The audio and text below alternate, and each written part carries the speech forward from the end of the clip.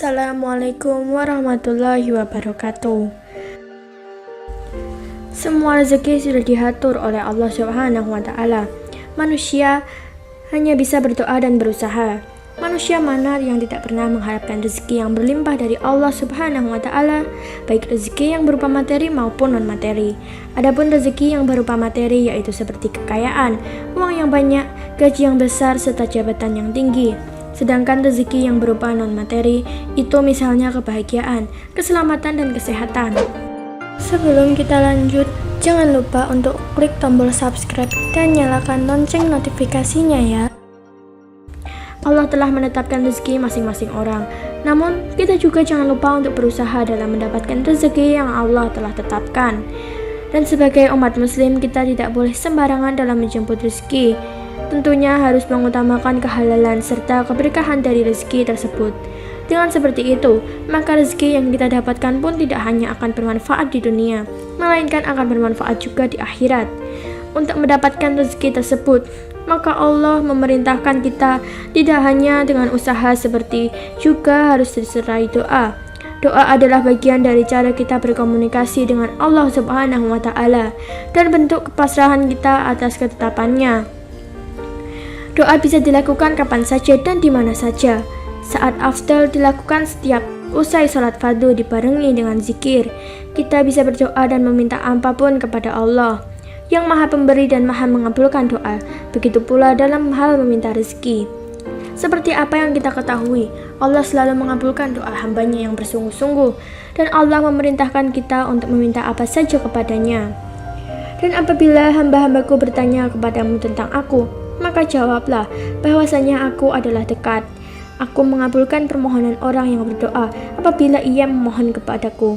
Maka hendaklah mereka itu memenuhi segala perintahku, dan hendaklah mereka beriman kepadaku, agar mereka selalu berada dalam kebenaran. Quran Surat Al-Baqarah. Perlu kita tahu dalam bekerja, usaha dan kerja keras saja tidak cukup, karena semuanya akan sia-sia tanpa doa.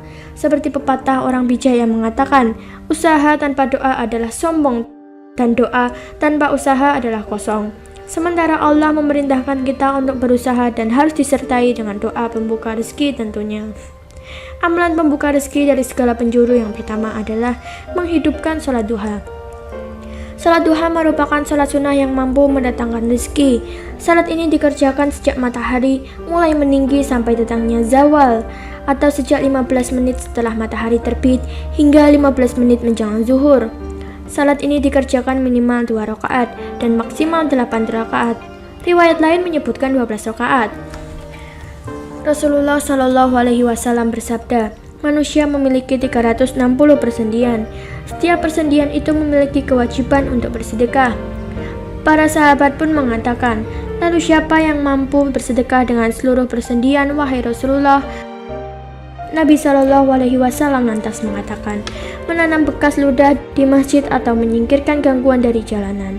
Jika engkau tidak mampu melakukan seperti itu, maka cukup lakukan sholat duha 2 rakaat. Hadis riwayat Ahmad. Beliau Rasulullah Shallallahu Alaihi Wasallam juga bersabda, Allah Ta'ala berfirman, wahai anak Adam, janganlah engkau tinggalkan 4 rakaat salat di awal siang, maka itu akan mencukupimu di akhir siang. Hadis riwayat Ahmad, Abu Daud, At-Tirmizi, dan Ad-Darimi. Yang kedua adalah membaca surat Al-Waqiah setiap hari. Surat Waqiah adalah surat ke-56 yang berjumlah 96 ayat. Surat Waqiah memiliki makna kiamat. Kandungannya menceritakan bagaimana hari kiamat akan terjadi dan balasan bagi orang mukmin dan orang kafir. Al-Waqiah juga menceritakan penciptaan manusia, api dan segala jenis tumbuhan sekaligus menerangkan kuasa Allah ketika hari kebangkitan. Surat ini merupakan amalan penghalang seseorang dari kefakiran. Surat ini dianjurkan dibaca setiap selesai sholat asar atau malam hari. Dalam sebuah riwayat diceritakan, suatu hari Khalifah Utsman bin Affan datang memberikan sejumlah harta kepada Nabi yang tengah sakit, Abdullah bin Mas'ud, untuk putra-putranya.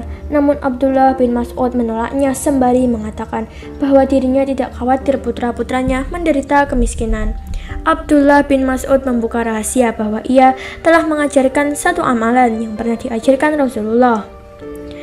Apakah Amirul Mukminin takut putra-putraku miskin? Mereka sudah kusuruh membaca surat Al-Waqiah setiap malam, kata Abdullah bin Mas'ud ketika sakit menjelang wafat. Barang siapa membaca surat Waqiah setiap malam, dia tidak akan menderita kemiskinan selama-lamanya. Hadis riwayat Abu Ya'la dan Ibnu Asakir. Yang ketiga adalah doa memohon rezeki yang berlimpah. Salah satu contoh Nabi yang berlimpah kekayaan adalah Nabi Sulaiman. Allah memberikan Nabi Sulaiman karunia rezeki yang berlimpah berupa harta kekayaan, juga kerajaan yang besar serta agung. Semua keberlimpahan dan keberkahan tersebut tak lepas dari doa Nabi Sulaiman yang dikabulkan Allah.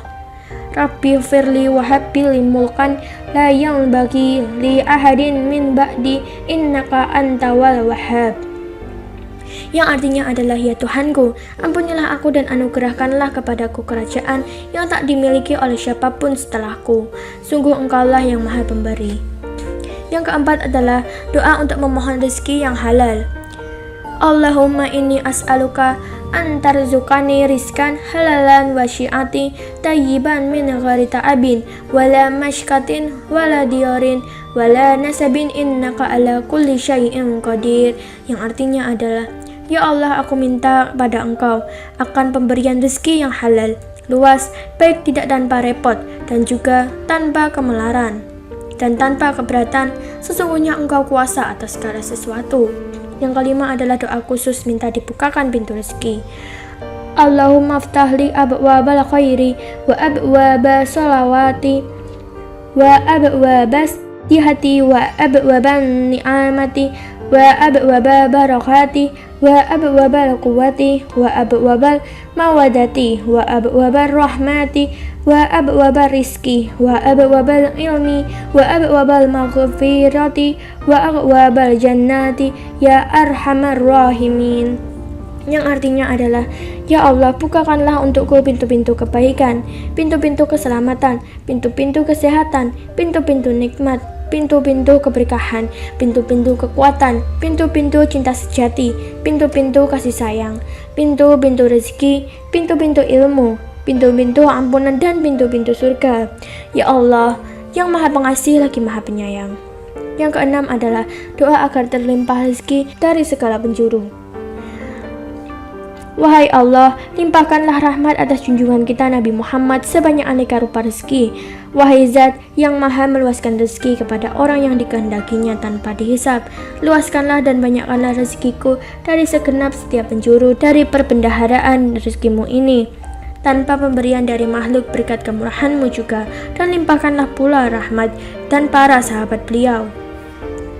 Menurut para ulama, doa ini dibaca sebanyak 7 kali setiap selesai sholat fardu. Demikianlah amalan-amalan pembuka rezeki yang diajarkan Rasulullah untuk kebaikan umatnya. Barang siapa yang mengerjakannya dengan istiqamah, insya Allah akan mendapatkan keberuntungan untuk hasil yang maksimal. Setiap amalan doa tentunya dibarengi dengan usaha agar hasilnya berkah. Wassalamualaikum warahmatullahi wabarakatuh.